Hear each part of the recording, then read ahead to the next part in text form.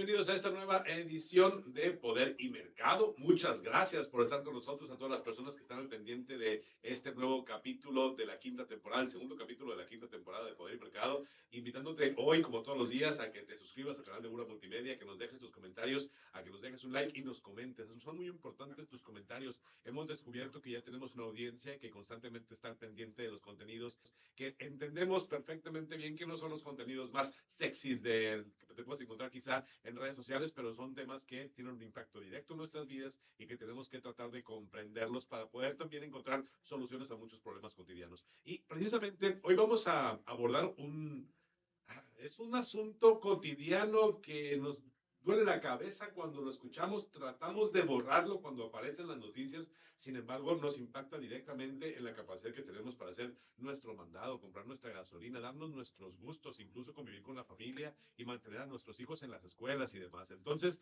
hoy vamos a platicar de la expectativa de inflación para este año, porque ya me encontré yo con dos o tres notas que me empiezan a generar ruido. Primero, unos que dicen que nos vamos a mantener por debajo del 4%, otros que por el mundial nos vamos a ir más arriba del 4%, y luego un reporte de Moody's que pone en duda la fiabilidad en el Banco de México. ¿Y con quién más que una persona que nos ha ayudado mucho aquí en Poder y Mercado para abordar estos temas, tratar de comprenderlos a una profundidad que nos permita a cualquiera de nosotros entender de qué va, que platicar hoy con Alejandro Romero? Alejandro, ¿cómo estás? Un gusto aquí, Conrado, como siempre, compartir estas opiniones. No, agradecerte mucho porque cuando se trata de temas complicados como inflación y luego las otras mediciones que se hacen que tienen que ver con la capacidad de compra, la verdad nos ayudas mucho a comprenderlo de forma rápida y con conceptos que podemos asimilar de forma muy sencilla. Y hoy quería invitarte porque creo que todos estamos muy a tiempo para poder entender cómo nos pinta este año, porque cuando hablamos de inflación hablamos de nuestro poder adquisitivo. Y aunque es un número muy abstracto, 3.9%, marzo con 2.5%, y parece que no es nada, pero se va sumando al año y entonces te das cuenta que lo que tenías ahorrado para diciembre vale 5% menos.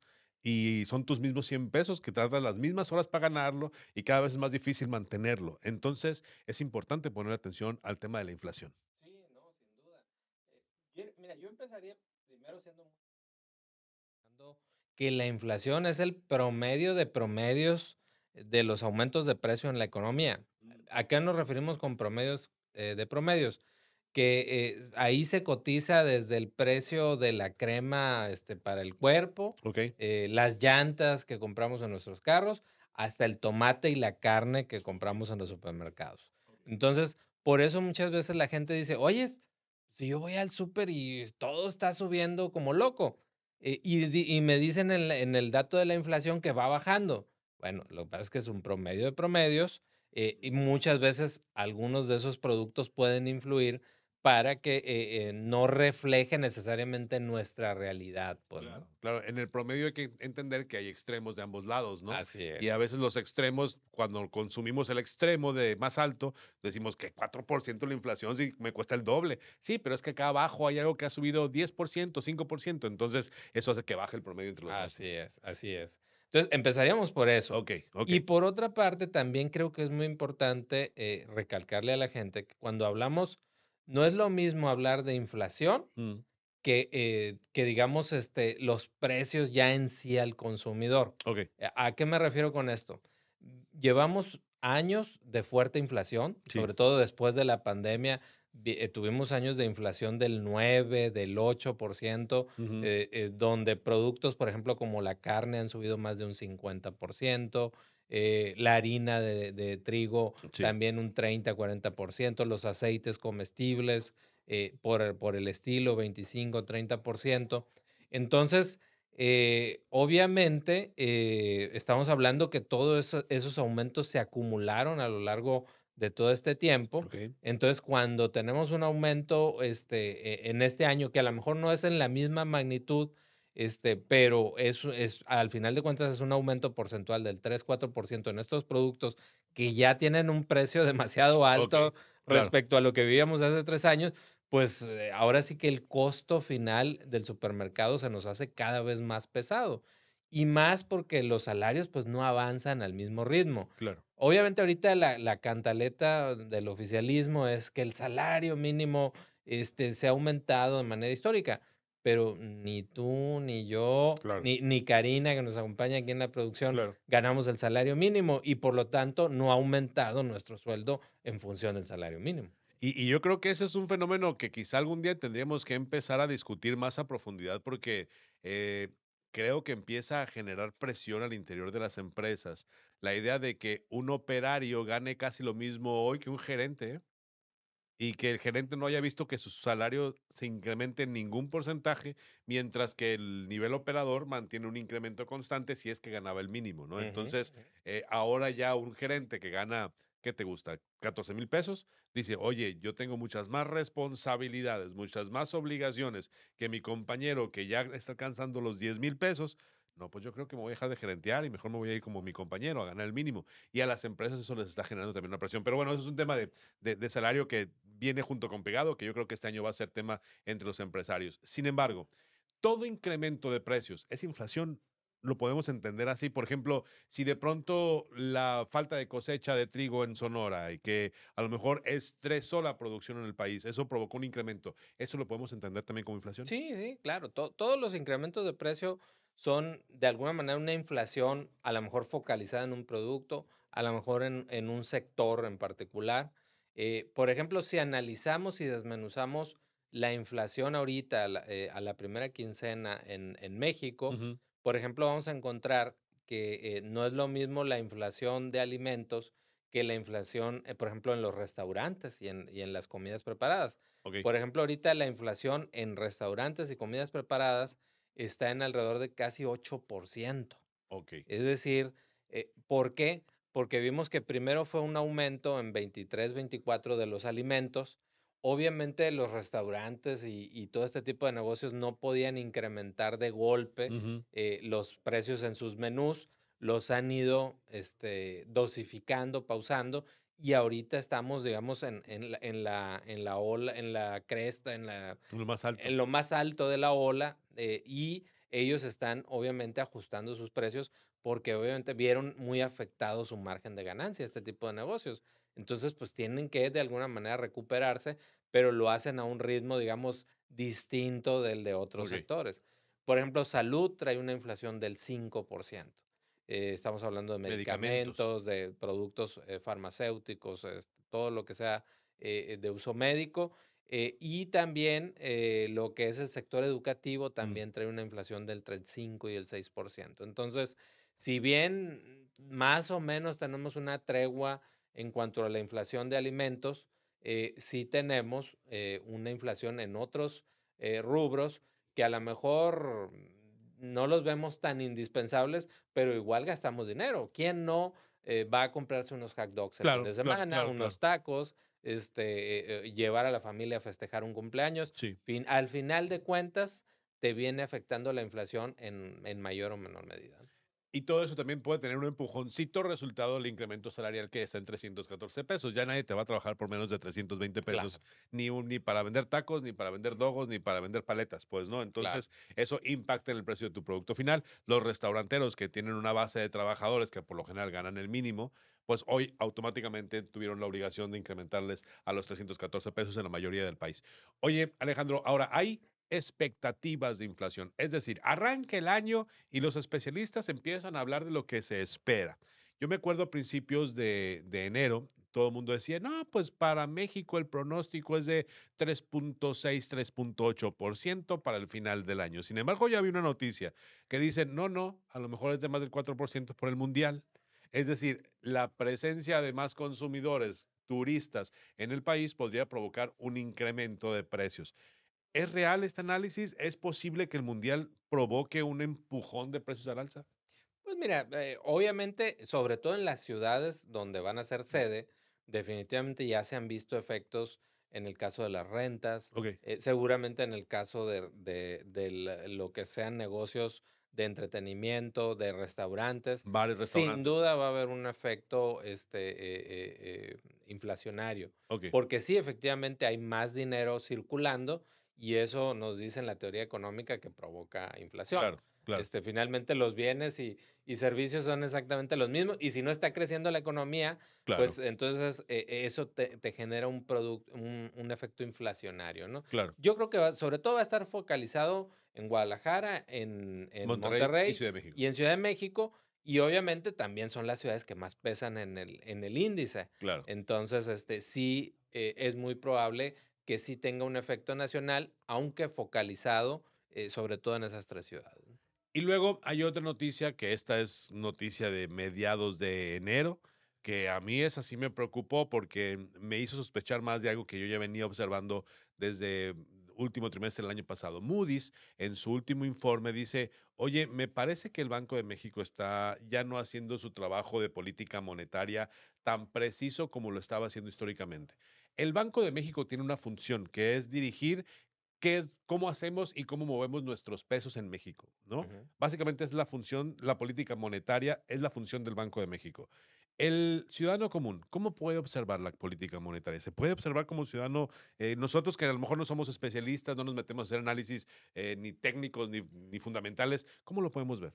Mira, efectivamente, el Banco de México tiene un mandato supremo constitucional, Ok, que es cuidar el valor, sí. el poder de compra de la moneda, de nuestra moneda, del peso. Ujú. Ese es su mandato principal. Hay otros modelos de bancos centrales, como es el caso de la Fed de De Estados Estados Unidos, Unidos. que tiene 2 mandatos. Tiene el mandato de cuidar, el poder de compra del dólar, es decir, cuidar Ujú. que no se dispare la inflación, pero también tiene el mandato del crecimiento y del empleo, o sea, Ok, cuidar que la inflación, no, de alguna manera las políticas monetarias influyan en el ciclo económico, ¿no? ok, Estimular el crecimiento o bajarlo para tratar de no sobrecalentar la economía y que no se dispare la inflación. En el caso del Banco de México no tiene ese doble mandato, solamente tiene uno. solamente tiene uno.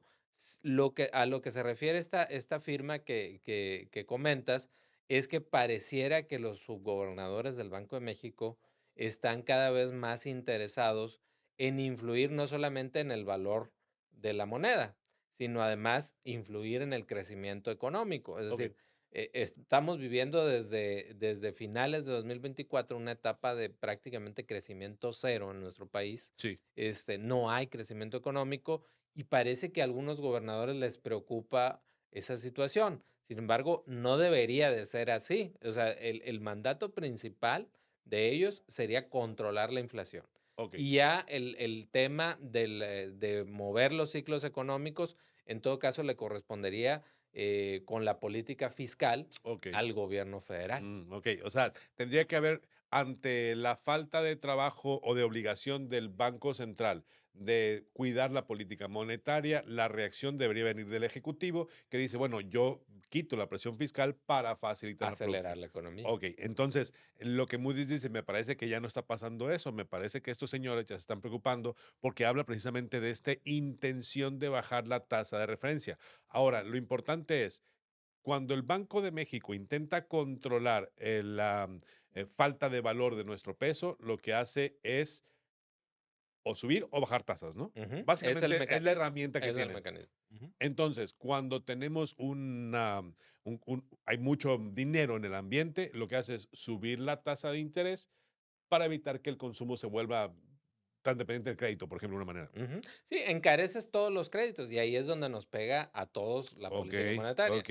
Empieza el Banco de México a subir la tasa de interés cuando hay Ujú, una alta inflación y eso obviamente enfría la economía ujú. porque tú ya la vas a pensar 2 veces para sacar la tarjeta De de crédito. crédito o los costos de un financiamiento para un auto, para una vivienda, Claro.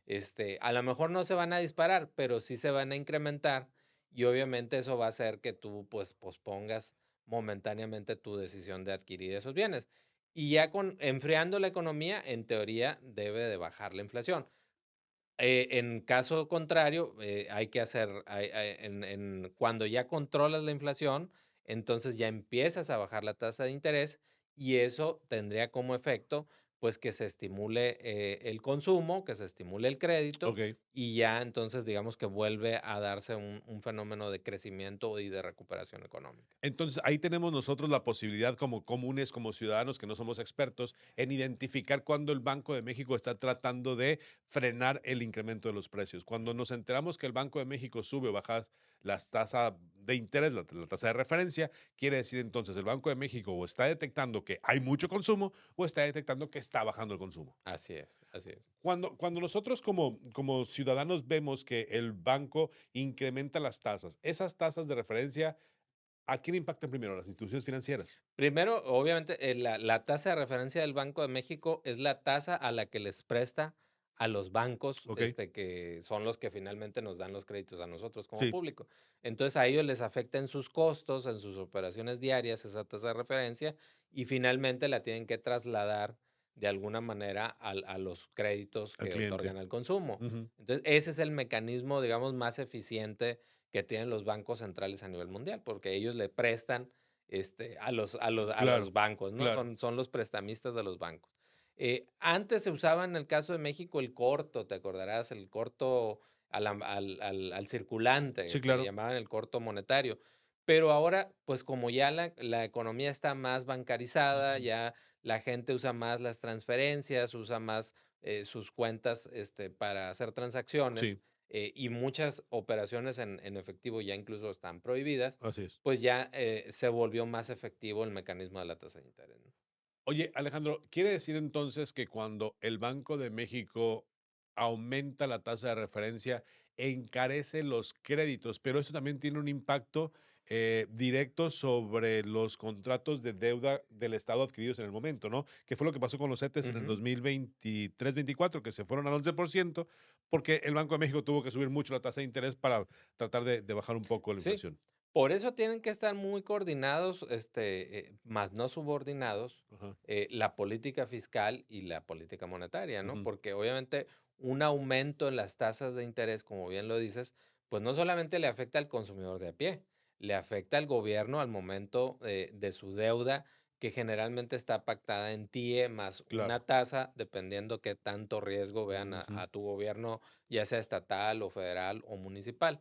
Entonces, generalmente cuando hay un aumento de tasas de interés, eso sí es una mala noticia para los gobiernos, sobre todo estatales y municipales, porque su deuda, su pago de deuda anual, el servicio de la deuda, como se le llama comúnmente, se incrementa Ujú. y obviamente eso les genera presiones de gasto porque tienen menos disponible para invertir en Claro, obra, claro. para pagar sus salarios, su gasto corriente. Entonces, sí los mete en un problema. Y en cambio, cuando baja la tasa de interés, pues obviamente eso estimula a los gobiernos a pedir prestado.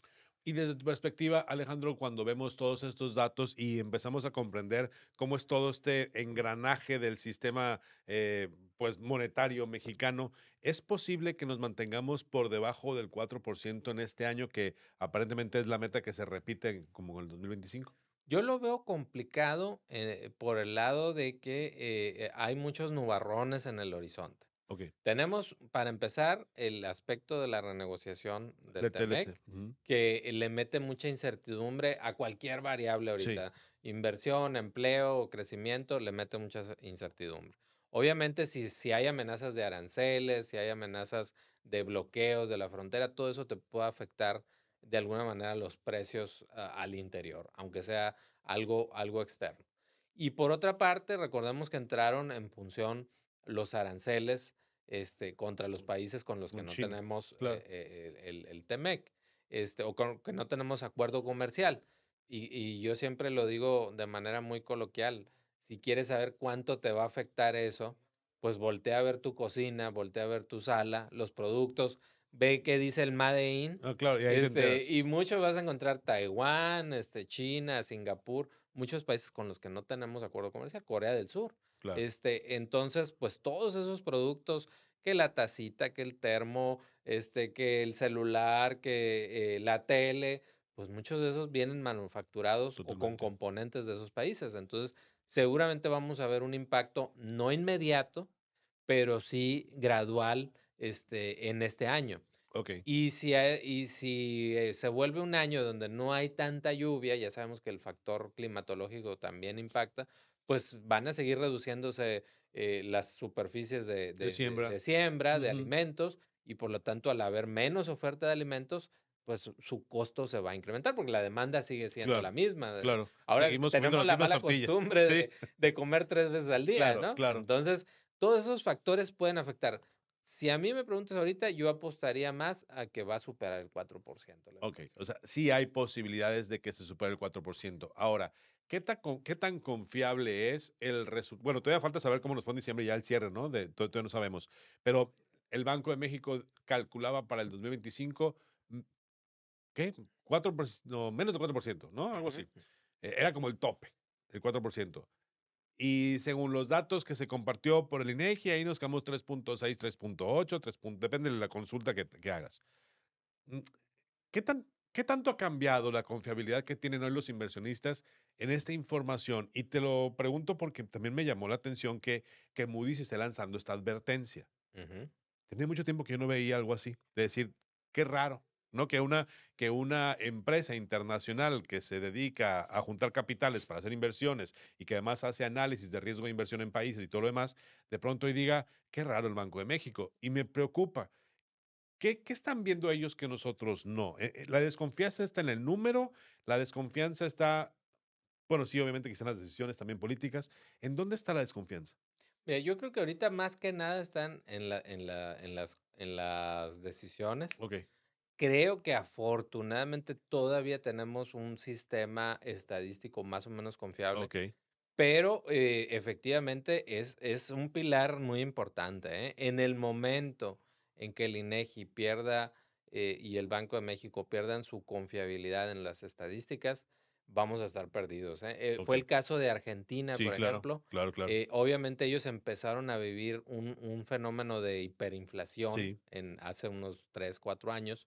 Y obviamente el Banco Central y los sistemas estadísticos empezaron a maquillar los números. sí, Empezó la tentación de alguna manera ocultar las cifras, cambiar metodologías. O sea, no, a lo mejor no son tan obvios como en años anteriores, en los 70, claro. 60, pero sí este tipo de instituciones pueden detectar cambios metodológicos Mm, que no te arrojan un resultado diferente disfrazado de un cambio en la metodología.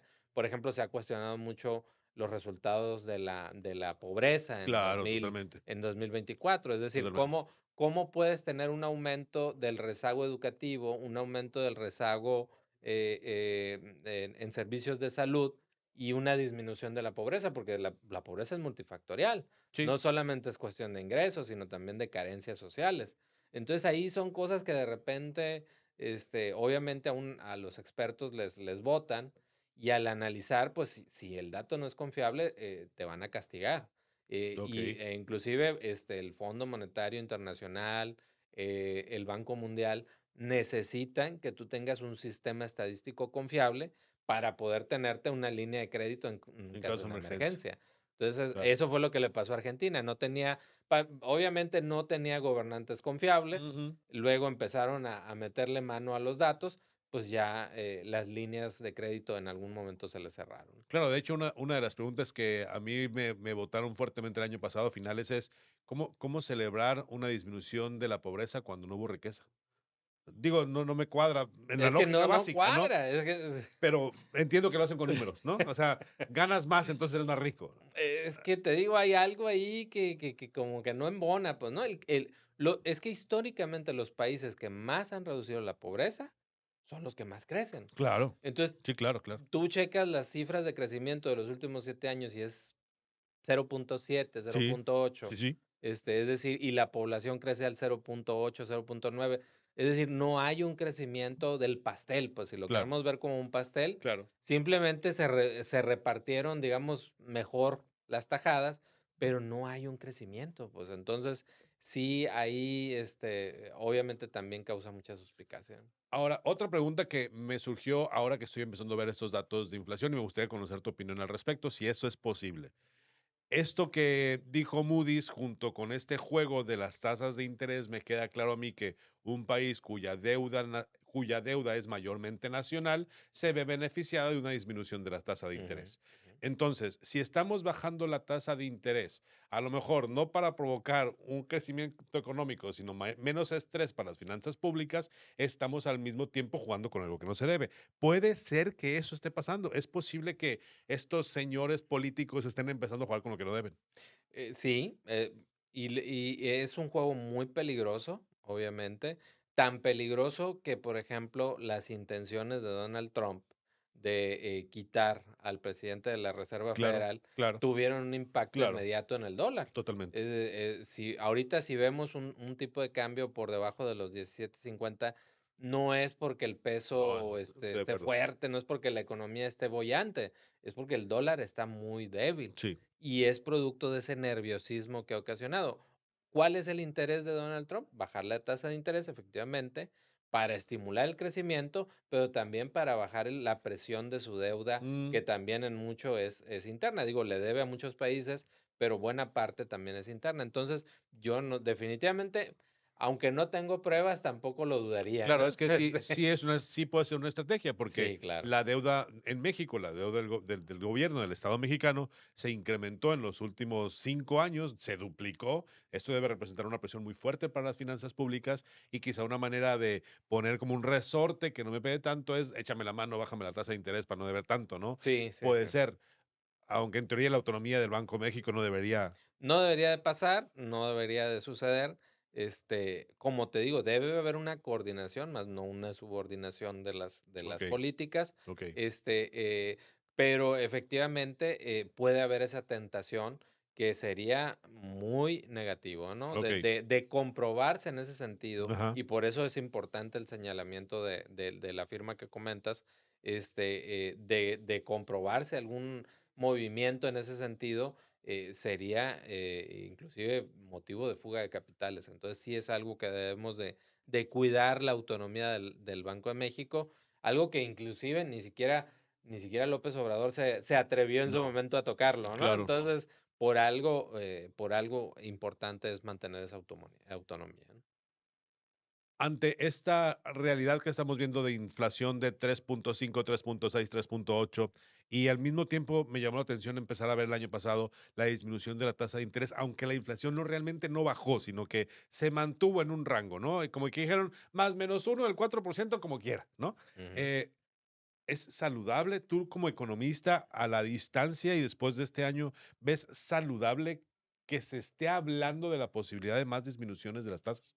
Mira, yo creo que de momento, si estamos viendo, por ejemplo, que se incrementó la inflación en la última quincena, Sí, cerramos 2025 con 3.69, ya estamos en los primeros 15 días de enero, subió a 3.77 la sí, inflación, y si vemos las perspectivas de lo que te comentaba, ¿no? sí. La posibilidad de que no sea un año de buenas lluvias, la posibilidad de que los aumentos a los aranceles provoquen inflación, la posibilidad de que el mundial caliente, sobre todo en las grandes urbes, la economía y te genere problemas inflacionarios.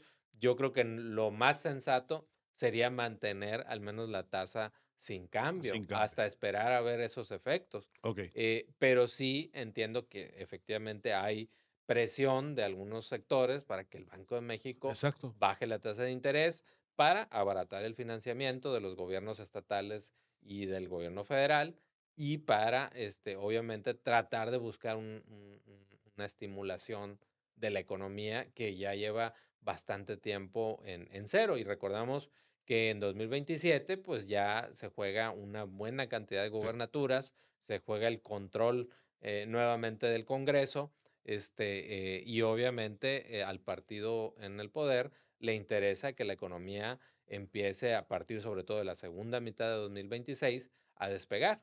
Entonces, ahorita digamos que sería el momento que Ujú. estarías esperando que bajen las tasas de interés para buscar ese efecto favorable en la segunda O sea, mitad hay mucha de... presión de los 2 lados. Yo creo que sí, yo creo que sí. Va, entonces, recomendación para la audiencia, yo creo hoy sería mantenernos cautelosos y seguir con la idea que nos dijiste el año pasado, Es un año de no ponernos con muchas deudas, eliminar deudas y mantenernos lo más dentro de nuestro margen de movimientos posible. Sí, sí, sí, sí, porque los sobresaltos pueden estar por ahí, ¿no? Ok, Pueden estar fuertes.